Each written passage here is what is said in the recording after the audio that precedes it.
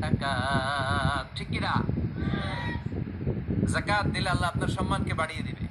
বিশ্বনবী সাল্লাল্লাহু আলাইহি ওয়াসাল্লাম বললেন, গানাকা ক্বাবলা ফাকরিক, তোমার দারিদ্রতা আসার আগে ধনাঢ্যতাকে কাজে লাগাও।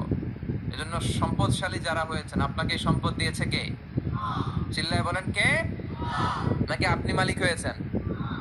এটা তো কারুনের স্বভাব ছিল। কারুন বলতো, ইন্নামা উতীতুহু আলা ইলমিন ইনদি, আমি আমার জ্ঞান বিবেক আর বুদ্ধি দিয়ে সম্পদ কামিয়েছি। না, তুমি তোমার জ্ঞান বিবেক বুদ্ধি দিয়ে কিছুই কামাতে পারো নাই। তোমাকে সম্পদের মালিক বানিয়েছে কে?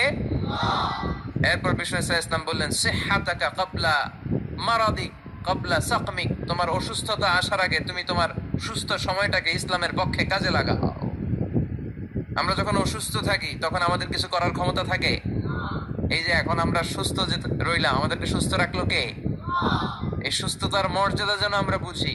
এই পাঁচটা জিনিস আসার আগে পাঁচটা জিনিসকে কাজে লাগাতে বলেছে বিশ্বনবী মুহাম্মদ রাসূলুল্লাহ সাল্লাল্লাহু আলাইহি সাল্লাম। আমরা যেন এগুলোকে কাজে লাগাই। এই যে আমাদের সময়টা আমরা যেন কাজে লাগাই, আমরা যেন ইখলাসের সাথে, ইয়াকিনের সাথে, ঈমানের সাথে কথাগুলো শুনি এবং জীবনটাকে যেন পরিবর্তন করি। আল্লাহ তুমি তৌফিক দাও।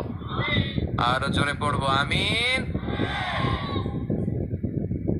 আমরা আজকে কোরআনের সবচাইতে দামি সূরা থেকে কিছু কথা শুনবো, ইনশাআল্লাহ। পড়েন, বলেন কোরআনের সবচেয়ে দামি সূরা কোনটি? সবাই বলেন। একজন বলছে ইখলাস,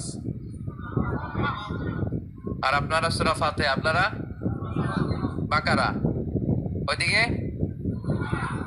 ফাতিহা, পিছনে দলাদলি দেখছেন? হ্যাঁ, দলাদলি ছাড়া কোনো গতি নাই, দলাদলি থাকতেই হবে। আসলে সবচেয়ে দামি সূরা কোনটা আপনার? হ্যাঁ বলেন, কোন সূরা ছাড়া নামাজ হবে না? বাইতুল মুকাররমের ইমাম সাহেব যদি পড়ে সূরা ফাতিহা ছাড়া, কাবা ঘরের ইমাম শেখ আব্দুর রহমান আস-সুদাই সূরা ফাতিহা ছাড়া নামাজ পড়ছে, হবে? এমনকি বিশ্বনবী নিজেও যদি সূরা ফাতিহা ছাড়া নামাজ পড়ে, ওই নামাজটা হবে? হবে না। কারণ বিশ্বনবী নিজেই বলেছেন, লা সালাতা লিমান লাম ইয়াকরা বিফাতিহাতিল কিতাব, যে ব্যক্তি সূরা ফাতিহা সালাতে পড়ে না তার সালাত হয় না।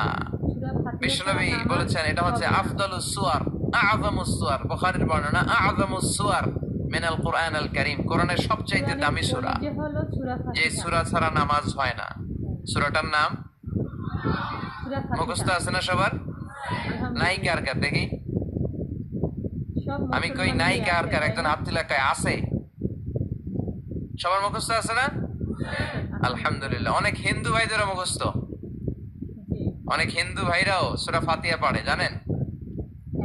আল্লাহ তাদের হৃদয়ের ভিতরেও তুমি ইমানের নূর দিয়ে হৃদয়টাকে নুরানি করো। এটা আমাদের রেসপন্সিবিলিটি।